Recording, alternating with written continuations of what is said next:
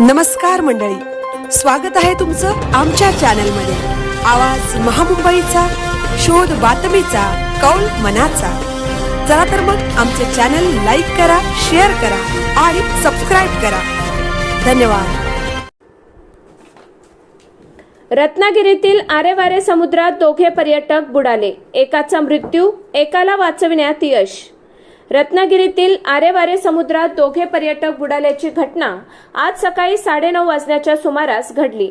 बुडालेल्या दोघांना स्थानिक ग्रामस्थ आणि येथील पोलीस पाटील आदेश कदम यांनी बाहेर काढत जिल्हा रुग्णालयात दाखल केलं। मात्र या दोघांपैकी एकाचा मृत्यू झाला आहे। संतोष शशिकांत भानुशाली असं मृत व्यक्तीचं नाव असून ते पालघरचे असल्याची प्राथमिक माहिती आहे, तर सुयोग राजेश भानुशाली असं बचावलेल्या तरुणाचं नाव आहे।